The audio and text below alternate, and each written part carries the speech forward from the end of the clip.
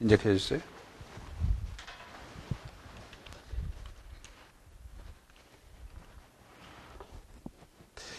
(244페이지) 제3취득자를 보겠습니다. 제3취득자. 이 제3취득자는 갑이 자기 물건에 저당을 잡혔어요. 이 사람이 저당권자입니다.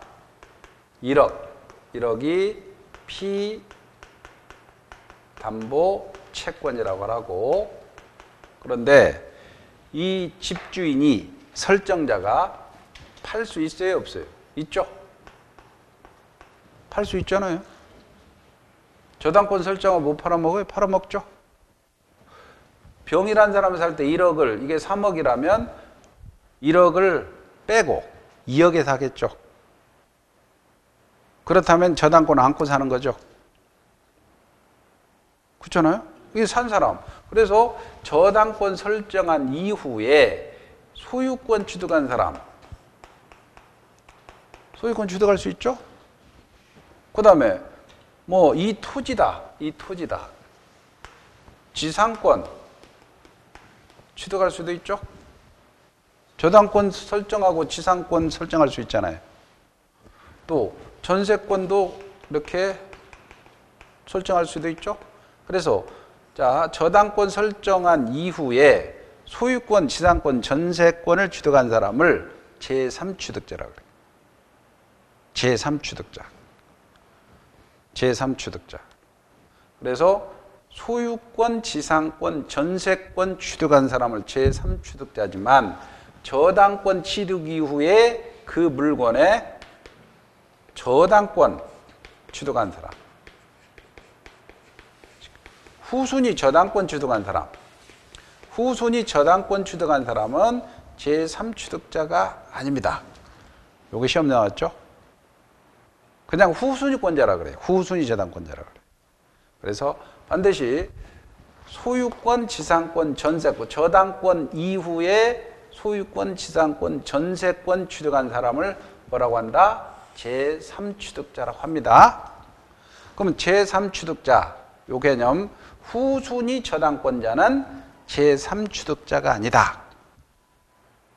제3취득자 아니다. 그 개념 하나 잡아놓으시고, 자, 244페이지에 제3취득자란 저당권이 설정된 부동산의 소유권을 취득한 자, 후순위 지상권자 또는 전세권자이며 후순위 근저당권자는 제3취득자에 포함되지 않는다. 또 물상보증인도 제3취득자에 포함되지 않는다. 아까 물상보증인 개념이 뭐였죠? 요 돈은 갑이 꿨는데 집주인이 병인 사람이죠? 그러니까 물상보증인은 돈은 남편이 꿨는데 집주인 와이프가 물상보증인이야. 이게 물상보증인, 물상보증인하고 저당권 설정 이후에 소유권, 지상권, 전세권 취득한 사람을 제3취득자라 그래요. 이 두 개 개념을 헷갈려서는 안 됩니다. 돈은 남편이 꿨는데 집주인은 와이프다. 그럼 와이프가 물상보증인, 그리고 저당권 설정 이후에 소유권, 지상권, 전세권 취득한 사람을 제3취득자라 그래요. 두 개는 왔다 갔다 해서는 안 돼요. 왜냐하면 나중에 근저당 설명할 때 이 물상보증인과 제3취득자 이 개념이 또 연결이 돼요. 연결이 되니까 두 개 개념을 비교하시고, 그 다음에 이제 오른쪽에 10번 보세요. 일괄경매 청구권 개념이 나옵니다. 일괄경매 청구권. 자, 저당권에서 좀 할 게 많아요. 일괄경매 청구권. 일괄경매 청구권입니다. 일괄경매. 경매를 한꺼번에 토지하고 건물을 같이 경매 청구한다 그래서 일괄경매 청구라 그래요. 자, 여기 봅시다. 갑이라는 사람이 있어요. 갑이라는 사람이 있는데 토지가 이렇게 있어요. 토지가 있는데 을에게 저당권을 잡혀줬어요. 을이 저당권자야. 갑 토지에 돈을 구워주고. 그러면 갑이 토지 주인이니까 설정자겠죠? 돈을 구워고 설정자, 저당권 설정자입니다. 저당권 설정자. 그런데 이 설정자가 저당권자는 자, 사실은 저당권자가 사용 수익은 하지 않는다 그랬죠? 사용 수익은 설정자가 하잖아요. 땅 주인이 하니까 그랬는데 갑자기 설정자인 땅 주인이 건물을 신축해 버렸어요. 건물을 축조했어요. 건물 축조해 버렸어. 그러면 저당권자가 담보 가치가 하락할까요? 담보 가치가 늘어날까요? 에? 늘어나?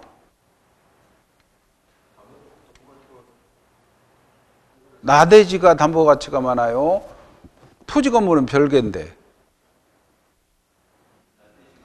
나대지가 담보 가치가 커요. 건물 있는 땅이 담보 가치가 커요. 나대지가 크지. 은행 입장에서는 아니 지금 맨 땅에 저당권 설정했는데 건물이 들어와 봐요. 그 경매 들어가면 누가 살라고 하겠어요? 토지만 살라고 그러겠어요? 낙찰 받겠어? 안 그래요. 내가 경락 받으려는 사람은 토지를 딱 해서 그 토지에 건물을 올리려고 사고 하는 거지. 토지에 건물이 있어봐. 토지만 낙찰 받겠냐고요. 안 받죠. 그러면 저당권자 입장에서 본다면 담보가치가 사실 하락해요. 토지에 저당권 설정해놨는데 건물 주인이 건물 지어버렸어. 그렇잖아요? 건물 짓고 있어. 그런데 어떻게 됩니까? 한 서너 달 뒤에 보니 건물이 딱 올라가 있네. 그러면 점유를 은행 입장에서 내가 돈 저당권만 설정했는데 어느 날 갑자기 가면 건물이 올라가 있는 거야. 그렇잖아요. 그러면 이게 담보가치가 하락하는 거예요, 사실은. 아니, 개론에서 그거 안 배웠어요? 요렇게, 요거, 건물 없는 토지를 뭐라 그러죠? 나대지. 건물 있는 토지는? 결혼해서. 건부지. 안 버렸어요? 건부지.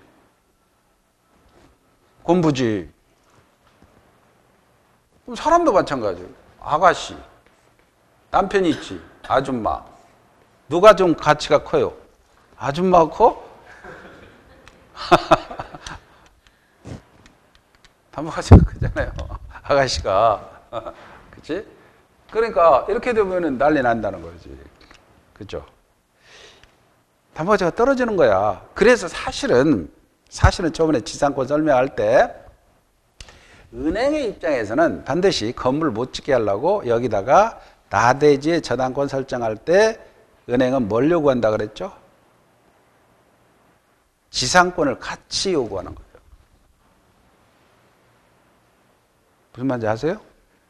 은행에서는 예외 없이 은행이라면 예외 실무상 나대지의 건물을 그 나대지에다가 돈 꾸고 자 저당권 설정할 때는 반드시 은행에서는 지상권도 같이 선정해 달라.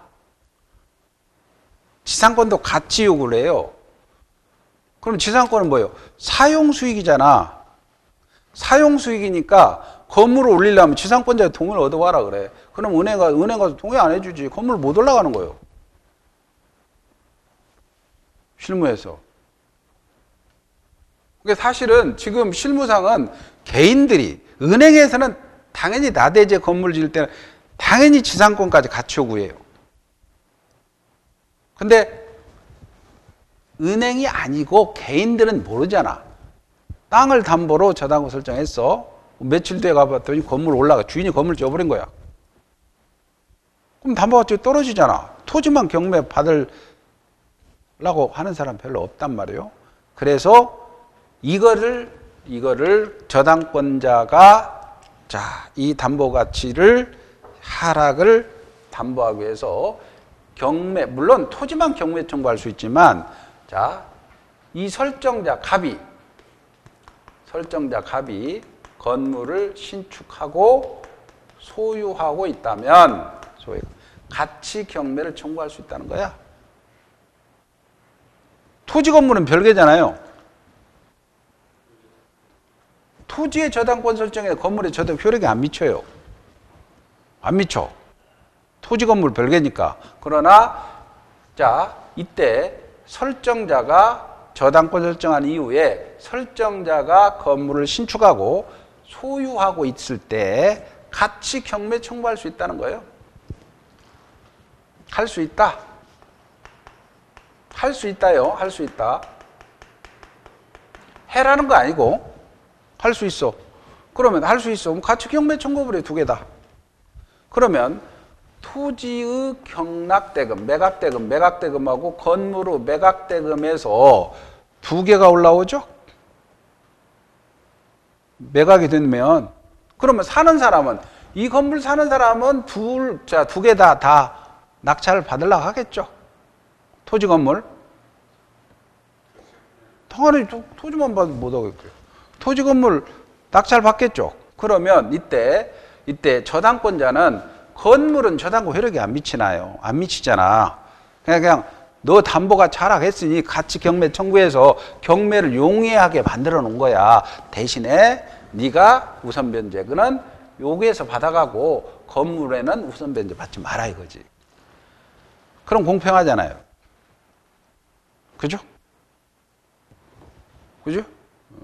그래서 여기서는 핵심이 자, 일괄 경매 청구하는 거는 설정자가 건물을 짓고 소유하고 있어야 돼요. 소유하고 있어야 돼. 그러면 같이 경매 청구할 수 있다는 거야. 그럴 때 건물의 매각대금에서는 우선 변제 받을 수가 없다. 그럼 여기서 할 수 있다 그랬잖아. 자, 조문 보세요. 365조 일괄 경매 청구권. 토지를 목적으로 저당권 설정한 후입니다. 후. 설정한 후. 설정자가 밉존입니다. 설정자가. 땅 주인이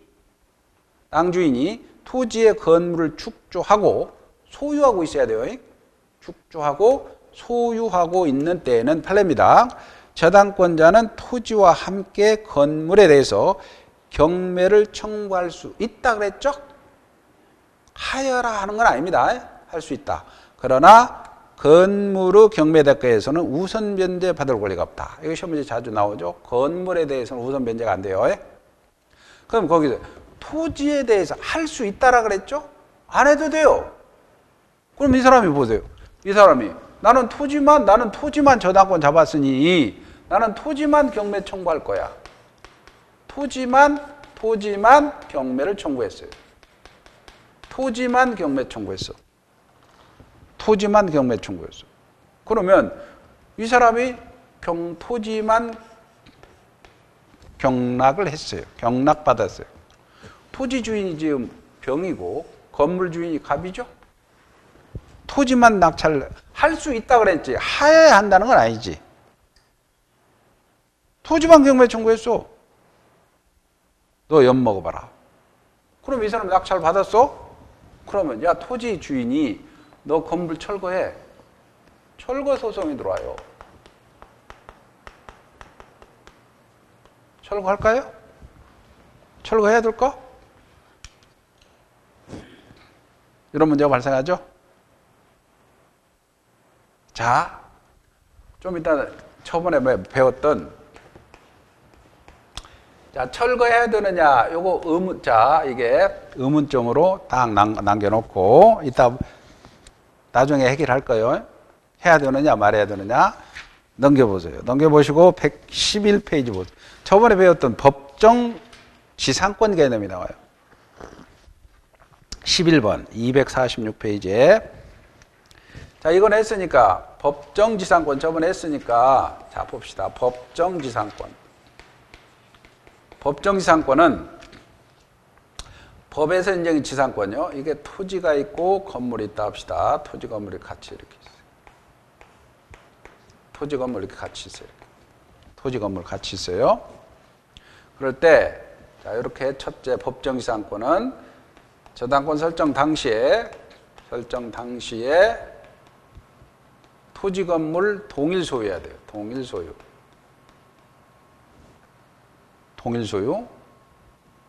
두 번째 설정 당시에 건물이 존재하고 있어야 돼요. 건물이 존재. 그러다가 토지와 건물의 소유자가 달라질 때 건물 소유자가 땅 이용권이 당연히 취득하는 것을 법정지상권이라고 했죠. 자, 설정 당시에 여기에 보세요. 여기 토지 건물 중 하나에 저당권이 설정됐어요. 이렇게.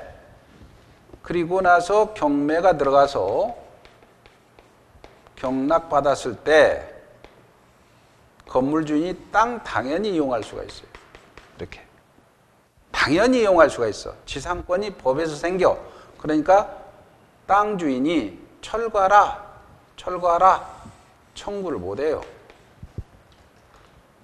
자, 이렇게 되려면 설정 당시, 저당권 설정 당시 토지와 건물이 동일 소유해야 돼요. 자, 저당권 설정 당시 건물이 존재하고 있어야 돼요. 그러다가 경매에 들어갔을 때 건물 주인이 당연히 땅 이용권이 생기니까 법에서 인정하니까 철거를 청구를 못하는 거야. 이게 법정지상권이야. 이해가요? 자, 봅시다. 그러면 이게 법정지상권인데 이건 했으니까 자, 요거 보세요. 이 사람이 철거해. 그러니 나 철거 못해라고 하려면 법정지상권 인정돼야 되겠죠?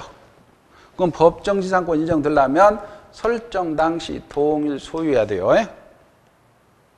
설정 당시 건물이 있어야 되죠? 자, 보세요. 설정 당시에 건물이 있었어요?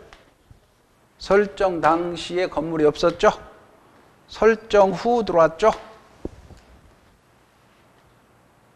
그렇잖아. 이 요건이 탈락이죠? 그리고 설정 당시에 동일 소유. 자, 저당권 설정 당시에 건물이 없었잖아. 이 요건도 탈락이죠? 특히 이 요건이 탈락. 설정 당시 건물이 없었어요. 그러니까 철거해. 그러면 철거 못해라고 법정지상권 주장 못하니 땅 이용권이 없죠? 철거해야 돼요.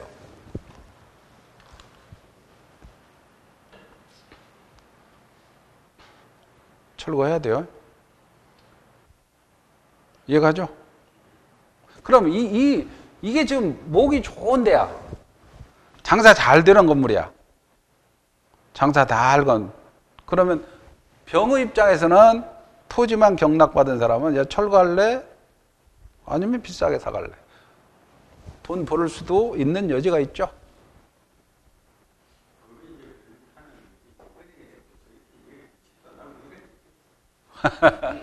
사실 또 이런 있어요.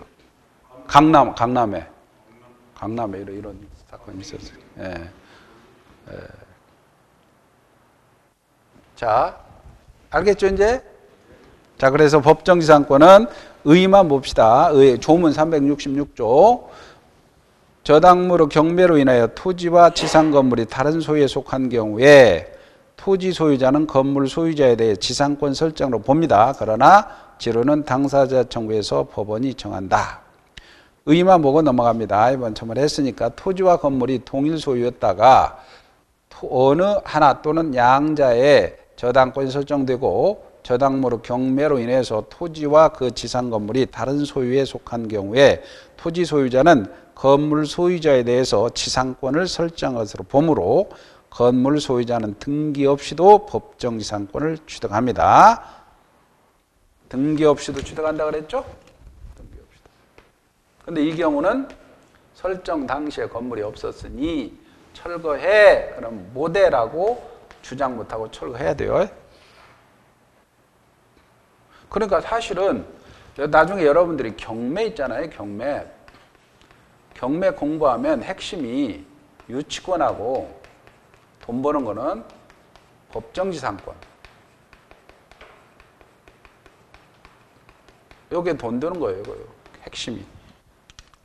유치권을 깨트리는 거하고 법정지상권이 성립하느냐 마느냐. 이게 투자를 해야 마느냐. 이런 것들이 상당히 중요합니다. 자, 쭉 넘기세요. 쭉 넘기시고, 교재가 이제 쭉 넘기시고, 근저당 개념을 살짝 보도록 합시다. 근저당. 자, 근저당. 자, 근저당하고 일반저당 차이점을 이제 봅시다. 근저당. 일반저당은 이 저당권하고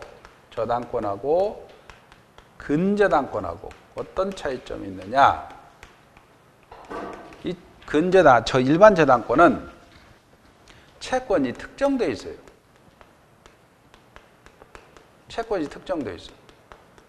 갑이라는 사람이 있고 건물이 있을 때 이 사람이 1억이라는 피담보 채권이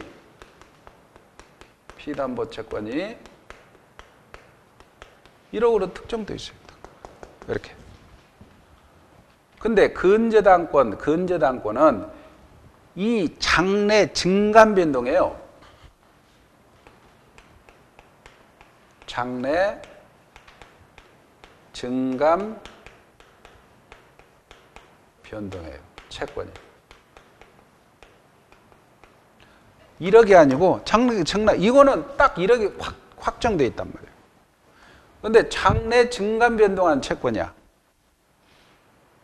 이 점에 차이점이 나다. 특정 채권, 장래 증감 변동한 채권. 그러면 여기에는 장래 증감 변동하니까 이거는 특정의 시기가 문제. 여기는 특정이 딱 됐잖아요. 특정이 딱 시기가 문제된단 말이에요. 그리고 장래 증감 변동하기 위해서 일정한 상한선을 딱 놔놔요.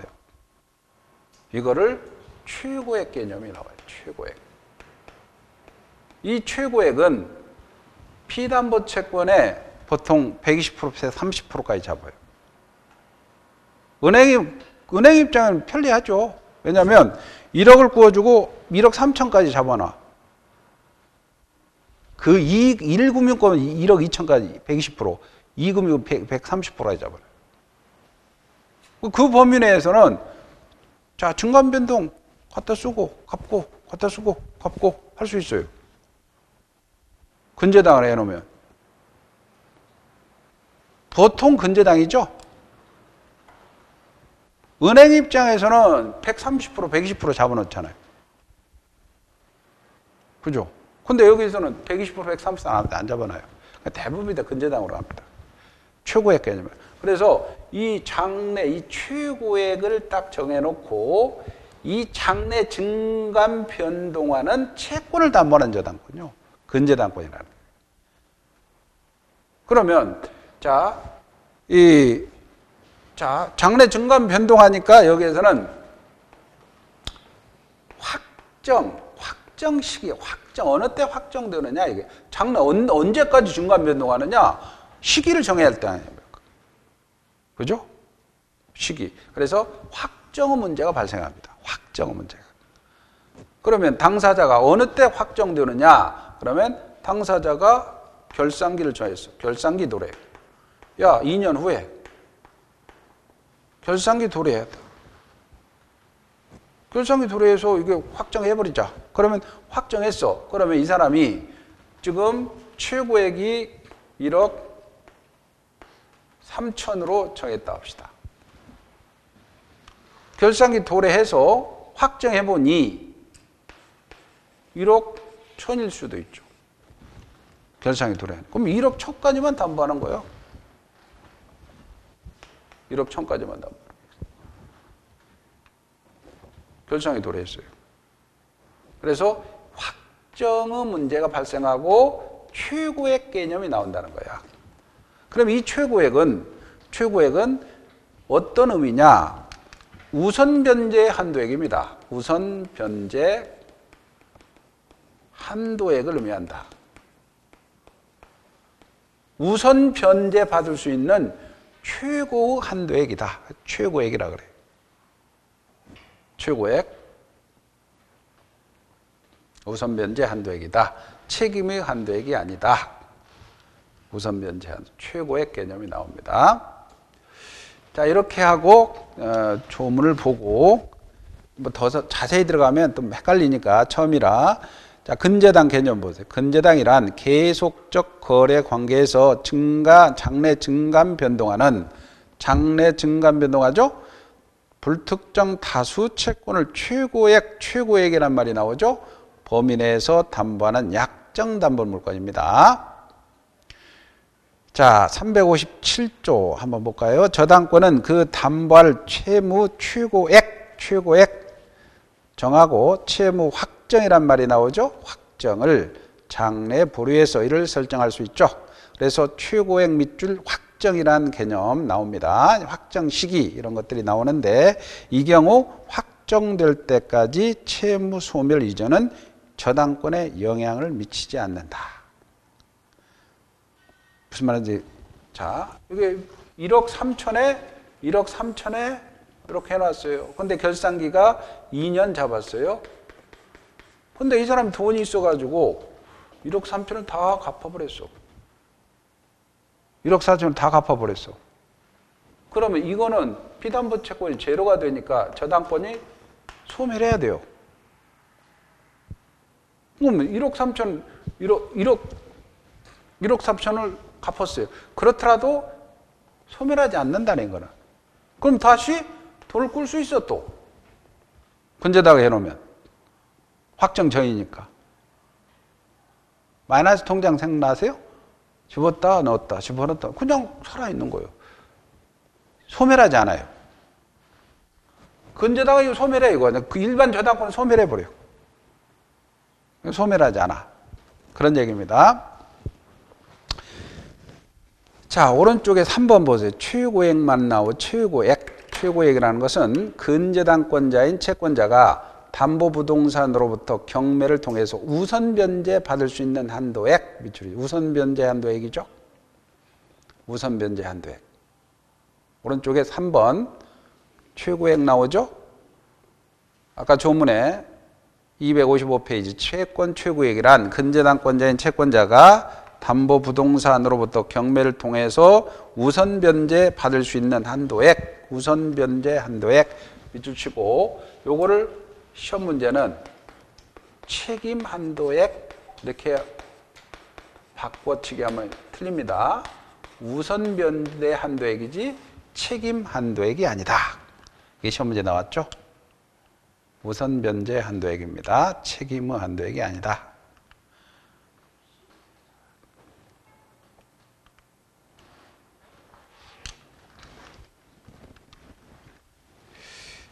그 다음에 이제 넘겨보세요. 넘겨보시고, 그 다음 페이지에 6번 보세요. 6번. 6번 보면, 피담보 채권 확정이란 말이 나오죠. 확정. 확정. 아까 확정 있죠? 확정. 그래서 판례가 굉장히 많이 나옵니다. 그래서 거기다, 여기 하나다 확정에 동그라미 치고, 결산기 도래람 하나 써놓으세요. 결산기 도래. 결산기 도래. 그리고 밑에 판례는 지금은 가지 않습니다. 근저당. 자, 근저당을 봤습니다. 이제 넘겨보세요. 근저당은 다시, 자, 일반 저당은 장래, 특정, 채권이 특정되어 있어요. 1억으로 특정되어 있어요. 근데 근저당은 장래 증감 변동하는 불특정 다수 채권을 담보한다. 그렇기 때문에 최고액 개념이 나온다. 최고액은 내가 1억을 꿨다면 1금융권에서는 120%, 1억 한 2천 정도, 2금융권에서는 1억 한 3천 정도를 최고액으로 잡아놓습니다. 그러면 이게 피담보 채권이 중간에 제로가 된다 하더라도 이거는 소멸하지만 소멸하지 않아요. 그리고 최고액은 우선 변제하고 무선 변제받는 한도액을 의미하지 책임의 한도액을 의미하는 것은 아니다. 그리고 확정의 문제가 발생합니다. 왜? 장래 증감 변동하니까 딱 잘라야 되겠죠? 그 확정의 문제가 발생합니다. 그때 대표적인 확정 시기가 결산기 도래다. 뭐 여기에 판례가 여러 가지 있지만 이 정도 근저당 개념. 258페이지에 공동저당입니다. 공동저당. 공동저당은 자, 여러 개입니다. 여러 개. 보세요. 이제 공동저당은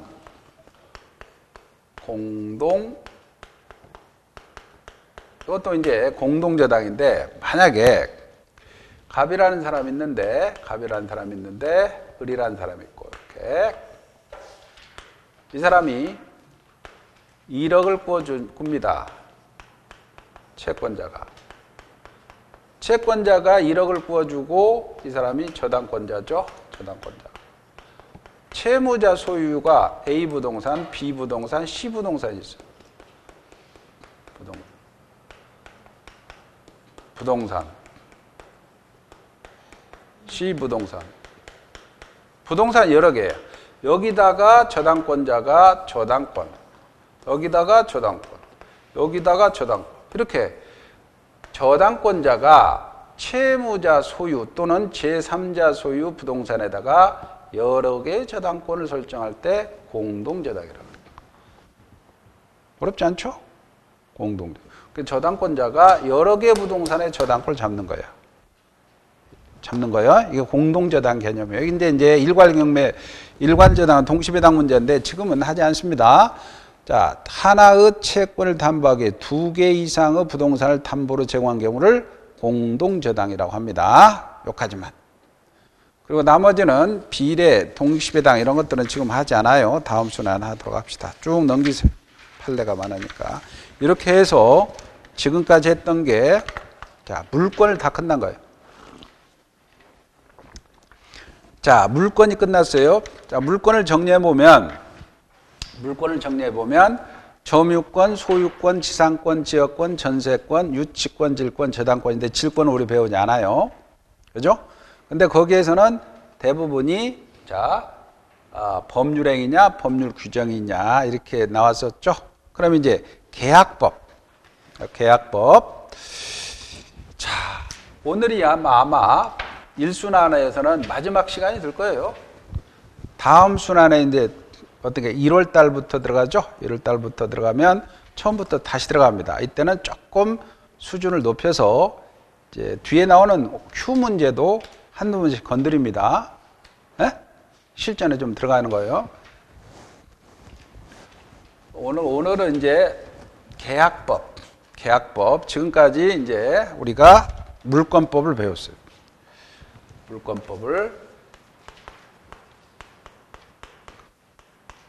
이제 채권법을 배우는 거예요. 채권법.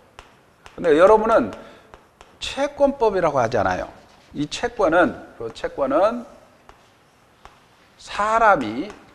사람에게 급부 청구할 수 있는 급부 청구권이라고 그래요. 급부 청구권을 채권이라고 하는데 이 채권 발생 원인도 당사자가 원해서 하면 법률행위, 법률 규정에서 발생하면 법률 규정에서 발생한다고 그랬죠. 법률행위에서 발생하는 게 이게 계약이라고 그랬어요. 그래서 여러분 계약만 배우는 계약법만 배우는 그래서 여러분은 그냥 계약법에서 계약법이라고 돼 있죠. 네? 법률 규정에서 발생하는 게 우리는 여기서 발생하는 게 사무관리 개념, 부당이득 개념, 불법행위 개념.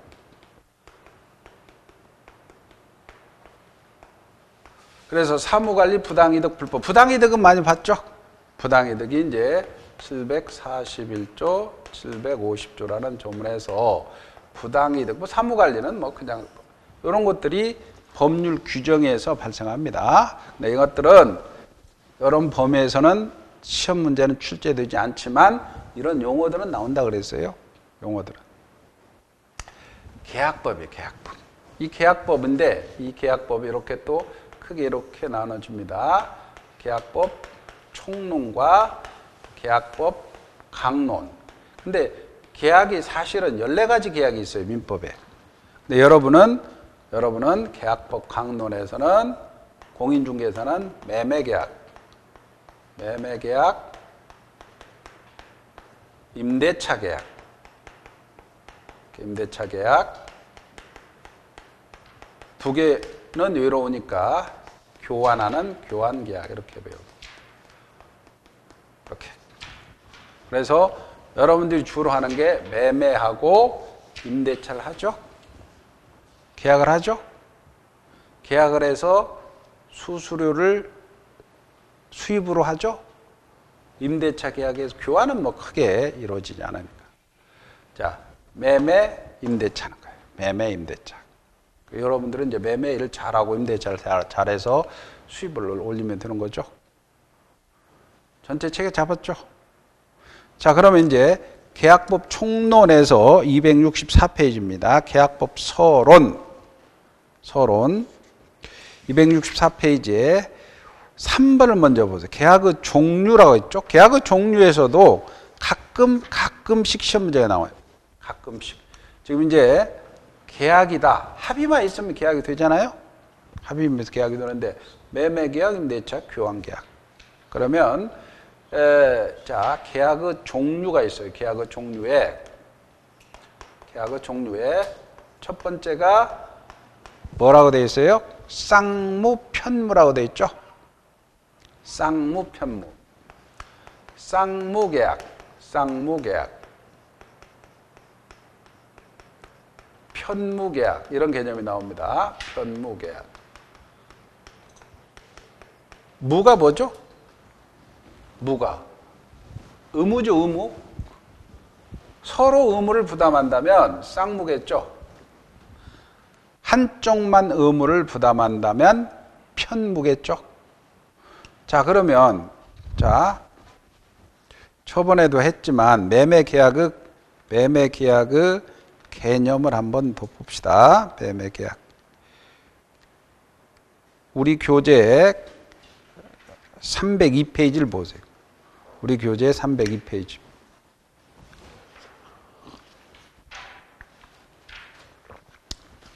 우리 교재 302페이지를 보면 563조라는 조문이 있어요. 매매의의라고 되어 있죠. 매매는 당사자 일방이 재산권을 상대방에 이전할 걸 약정한다 그랬죠. 약정에 동그라미 치고 재산권 밑줄 치고 상대방 이에 대해 대금 지급 밑줄이고 약정 동그라미입니다. 그러니까 자, 뭘 약정했어요? 한 사람은 재산권 이전 약정하고 하나는 대금 지급 약정했죠.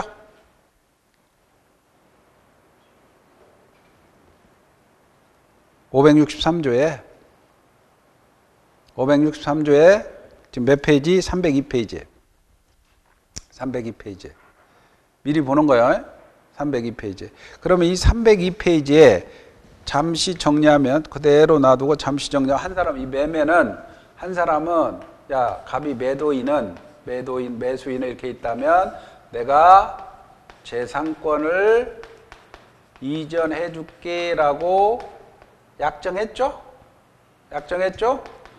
한 사람은 뭐 지급한다고 약정했어요?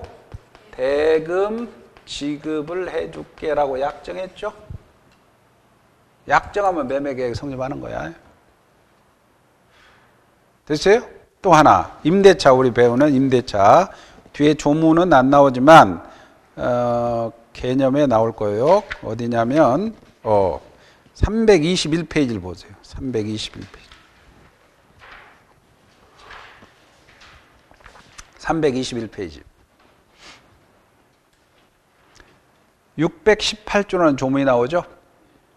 자, 임대차는 당사자 일방이 상대 목적물 사용 수익할 것을 약정하고 목적물 사용 수익할 것을 약정의 동그라미고 한 사람은 차임 지급이죠. 차임 지급 밑줄이고 약정이죠. 에?